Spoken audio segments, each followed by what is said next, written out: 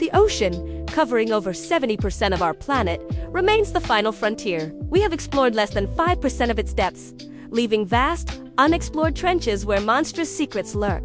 But what if one of those mythical monsters, the Kraken, suddenly ceased to be a myth and decided to claim the surface world? Imagine a rapid climate shift, warming the oceans just enough to trigger an unprecedented population boom in giant squid species. The pressure from overcrowding in the deep forces these colossal cephalopods to migrate upward, closer to the surface. Soon, the nightmare begins.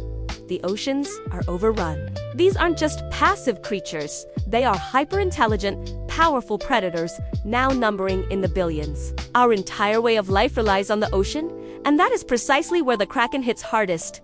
Initially, the problem seems simple. Eliminate the threat. But humans cannot simply bomb or poison the waters. The ocean produces more than half the oxygen we breathe. Poisoning the deep would lead to an atmospheric collapse, destroying the entire planetary ecosystem. Our hands are tied, forced to watch as the Kraken population spirals out of control. The economic consequences are immediate and catastrophic. First, the food supply vanishes. The massive squid consume all existing fish stocks, turning everyday seafood into an outrageously expensive luxury item, reserved only for the elite. Then comes the logistical nightmare. Global shipping, the backbone of international trade, grinds to a terrifying halt. Any vessel crossing international waters becomes a target. These attacks force all logistical movement to the air, driving up costs and destabilizing global markets. Cruise ships and pleasure boating become relics of the past. The open sea is now solely the Kraken's domain. Humans scramble for a solution. Massive fleets are deployed, armed not with bombs, but with powerful technologies, blinding high-intensity spotlights, and focused ultrasonic waves designed to disorient and repel the squids. These methods offer temporary relief, allowing emergency supply routes to open, but the war of attrition is exhausting. Ironically, the solution to the Kraken's dominance comes not only from human ingenuity, but from nature itself. As food sources become completely depleted, the squids turn on the most readily available meal: each other. Cannibalism sets in, stabilizing the population. Simultaneously, scientists deploy radical new technology, gene drive. This genetic tool is used to introduce sterility into the squid population, ensuring that their dominance, once established, cannot be sustained. The thought experiment of the Kraken's reign is horrifying. But the truth is, the ocean already holds creatures that inspire genuine terror, creatures that are very much real and thriving today. Take the stonefish. This fish is a master of camouflage, blending perfectly with rocks and coral. It is also one of the most venomous fish in the world. Its spines inject a potent neurotoxin that causes agonizing pain and can be fatal. Remarkably, the stonefish can survive out of water for up to 24 hours, meaning even stepping onto certain shorelines could be deadly. Then there is the goblin shark, a creature straight out of a horror film. Its distinguishing feature is its protruding snout and its terrifying jaw mechanism.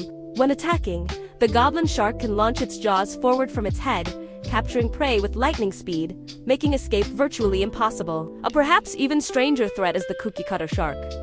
Despite its small size, this parasite earned its name because of how it feeds. It latches onto its victim, which can include large whales, submarines, and even deep-sea cables, and uses its circular saw-like teeth to carve out a perfectly rounded plug of flesh.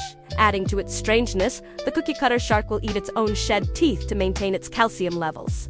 Finally, we look at the true giants of the modern deep, specifically the Vesalia and the lion's mane jellyfish. Siphonophores are colonial organisms that act as one creature. The Vesalia can reach lengths exceeding 50 meters, making it the longest animal ever discovered. Even more terrifying is the lion's mane jellyfish, which uses trailing tentacles that can extend over 30 meters, delivering a powerful, often fatal sting. These are just for examples among the thousands of dangerous species we know about. Considering we have yet to explore 95% of the ocean, imagine what is still hiding down there. But if modern life is unnerving, let us journey back to the Cretaceous period, when the oceans were ruled by titans that dwarf even the largest sharks today. The Mosasaurus was the apex predator of its time, with a head resembling a massive crocodile and a body adapted for water. It was pure killing machine. Its jaws held 2 rows of teeth, the standard outer row, and a second, inward-facing row located in the palate. These extra teeth ensured that once a victim was caught, Escape was simply not an option. While the Mosasaurus was known for its powerful jaws, creatures like the Elasmosaurus and the Albertonex specialized in extreme flexibility. These plesiosaurs featured impossibly long necks, sometimes stretching over 7 meters, containing dozens of vertebrae. This incredible length allowed them to silently dart through schools of fish, turning their heads into underwater hunting spears. However, in the battle for the strongest bite, the pliosaurs took the crown. The Kronosaurus, one of the largest marine carnivores, had a bite force estimated to be around 30,000 newtons, enough power to shatter the shell of any sea turtle with terrifying ease. But even the Kronosaurus was surpassed by its relative predator. This massive plius, measuring up to 15 meters long, wielded a staggering bite force of 33,000 c, making it one of the most formidable predators ever known to exist.